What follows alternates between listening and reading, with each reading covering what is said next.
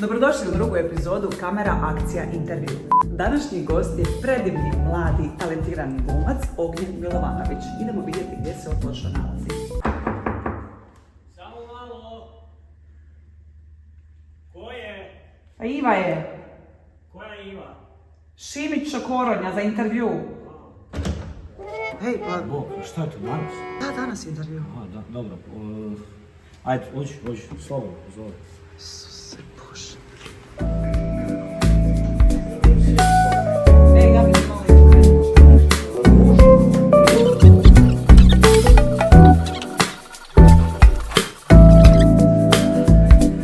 platit ću misu za sponzore.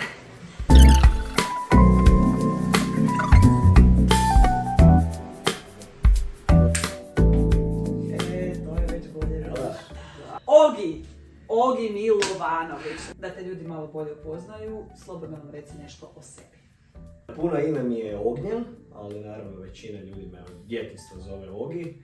Inače sam iz Bjelovara, 30 godina imam, kako se ne bi reklo. Tako je. Završio sam akademiju u Zagrebu, završio sam inače za farmaceuta srednju školu, za farmaceutskog tehničara, ali pošto nisam položio stručni, realno nemam. To mi je neka želja da možda jednog dana si to završim čisto da možemo nekoga žica za lijekove. Pa da, i to mislim. Uvijek treba, pogotovo u našem glumačkom poslu. Kako je tekao tvoj put od akademije pa sad do 30. godine, sad si već zaposlen glumac? Znači na akademiji, prva, druga godina, radilo se na akademiji, van toga ništa. Onda je tu na trećoj godini je nakon dugo vremena netko za seriju napravio audiciju i to je bio Goran Kulenović. I on je, koliko se ja sjećam, egzaktno tražio mlade ljude sa akademije. A ti si baš bio mlad? Pa ja sam tad bio derle, ja sam tad imao 21 godinu, bio sam sladak mali. Pa i dalje si tako? Pa jesam, da.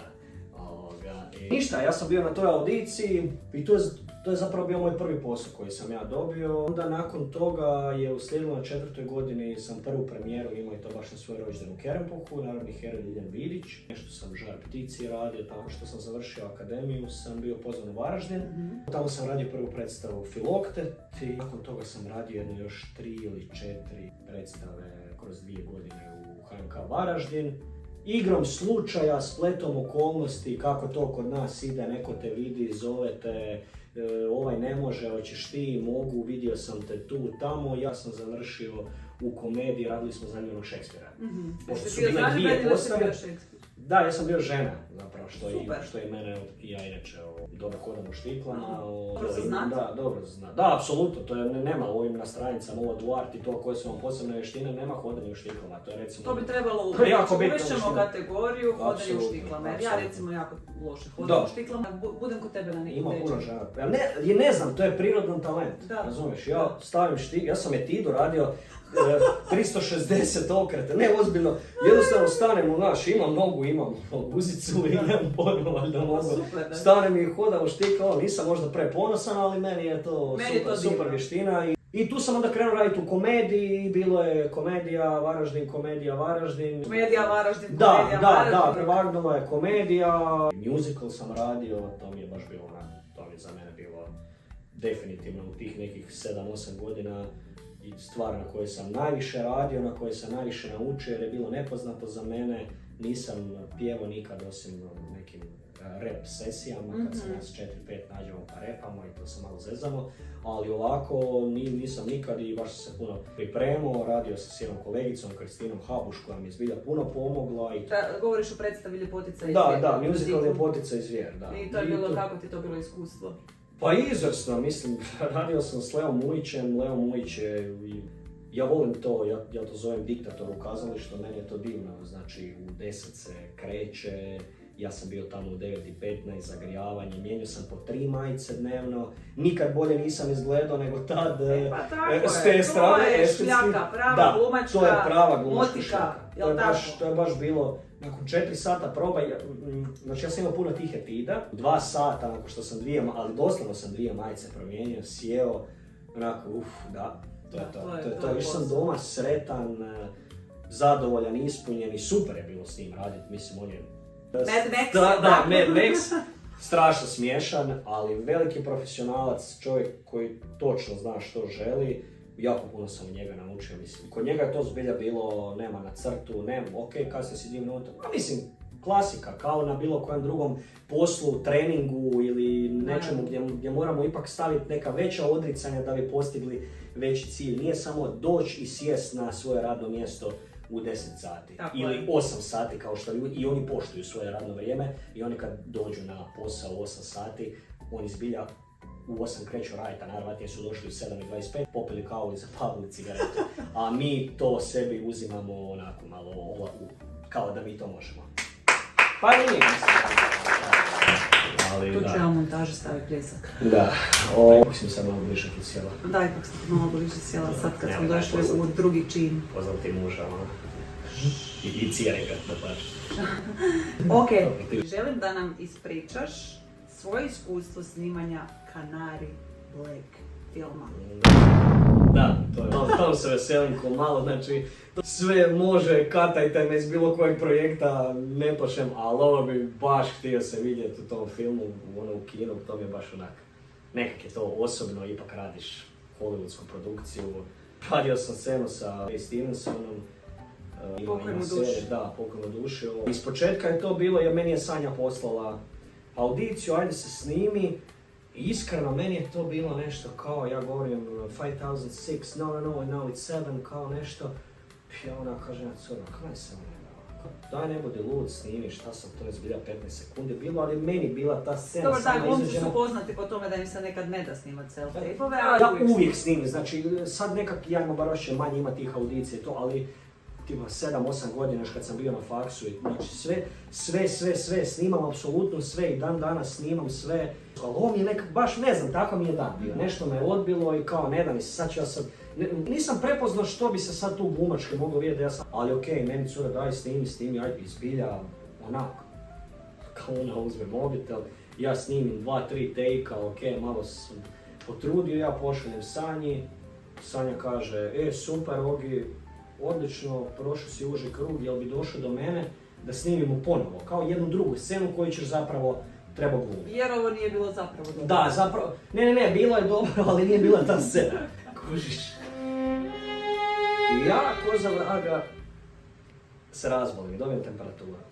I ja rekao, znaš šta Sanja, rekao, ja ću doći, dolazim, kad god dolazim, da imam 42 temperaturu, snimit ćemo. Javim ti se za 2 sata, javi se za 2 sata, ne treba ništa, ipak, oni su vidjeli snimku, engleski je dobar, može, prolaziš kao. Ajde, super. I dobio si ništa, došao sam na set, naravno bio sam ko grlica što se kaže, imam tih 5 ili 6 rečenica, razgovaram s ljudima. Dobro, to je više teksta nego što sam ja razgovaram. imala. Čekaj, ti si bila film? film. Aha, ja sam mislila da si ti bila u Kanari, znam da je bila Romina. Ne, nisam ja bila, još nisam mogla da sam imala neko drugo snimanje.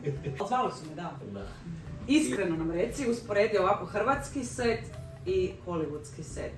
Ja mislim da to ide, ista stvar, sad se vraćam ono čemu su pričali, ide od pripreme. Znaš, ja sam bio na nekim studentskim setovima gdje je bila takva priprema organizacija, ne mogu reći, znaš, na velikim pravim profesionalnim našim setovima od bijelog svijeta, sad sam Pericu radio, Nestale, Mrkomir, znači, nema neke prevelike razlike. Mislim, ima to što sam ja imao svoju kućicu na Canary Blacku i svoj WC, ali to su više neke te stvari gdje se ono prema nama ponašaju. Oni imaju valjda takvu kulturu. Imali su naravno nešto više asistenata nego što imaju kod nas. Sve je bilo po crti i da je sve bilo od plaćanja do dogovora, do zvanja, do svega je bilo, znači nije bio jedan šum u komunikaciji. Okay. Što se je očekivalo, ali sad da sam na neko snimanja rekao ma joj, naši setovi, to je grozno, kako, pa ne, mislim, nije sad da ja sam, naš Goran Bogdan, da sam ja sad snimao, ne znam te šta, ali, znači našem, Goran Bogdan. Čestitam ti na tom velikom iskustvu. Da, jedva čekam. Ja također i mislim da ću taj film pogledati. Da, redatelj tog filma je ko ne zna što je radio Taken. To je akcijski film.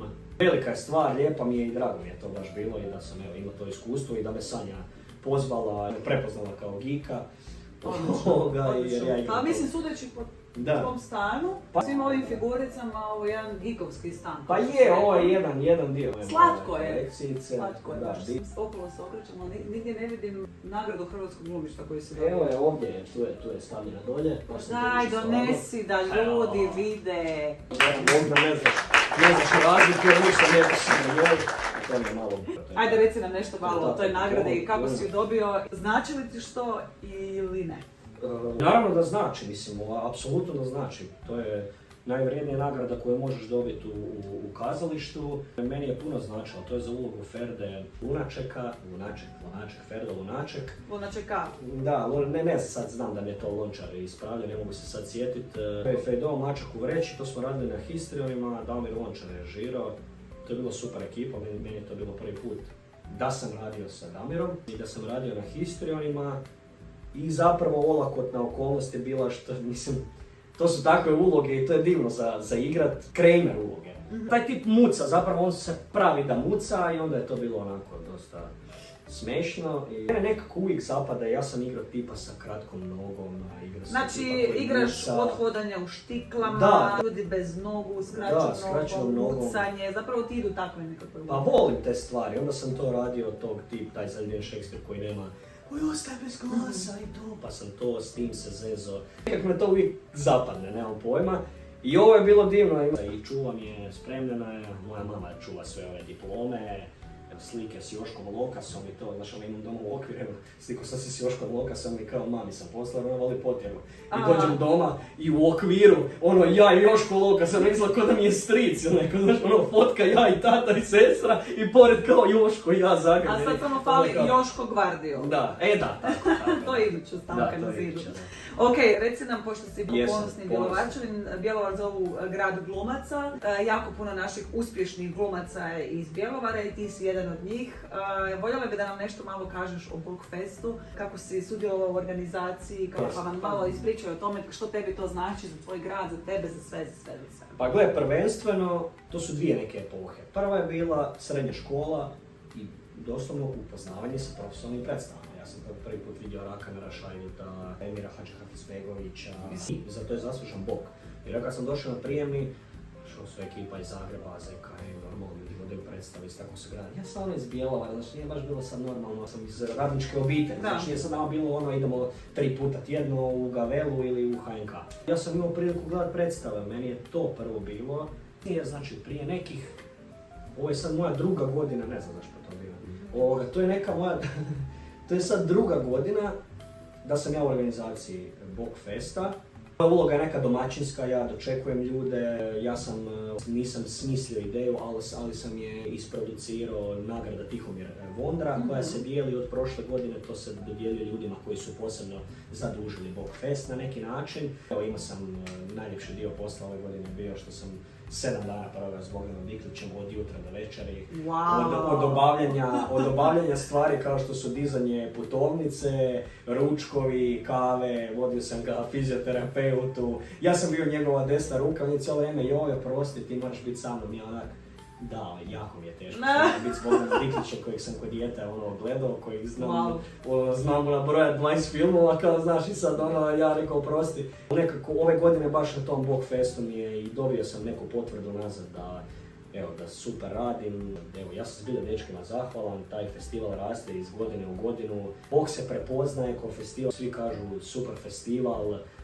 Jedan od zaista boljih. Da, jer nismo natjecateljski festival, nego smo za druženje. Hvala i Ivanu i Goranu i radimo i oni imaju ideje i kažu davat ćemo ti sve veće zadatke. Ja sam sad već lagano spreman, nisam se ja htio gurat. Ja sam na raspolaganju, živim u Bjelovaru, imam auto, šta god treba, ja sam tu. Super. Neka klasika. Odlično. Sad je vrijeme za misterioznu poeziju. Misterioznu poeziju? Tu će ići glazba. Malo, stavit ćemo ovu tu sliku tu, može? Dobro. To okej. A šta moram nešto smišljati? Šta ćeš vidjeti? Daj šta se sekiraš? Ovo bi ja mogla doma uzeti. Nagradu Hrvatsku za najbolji igrani intervju.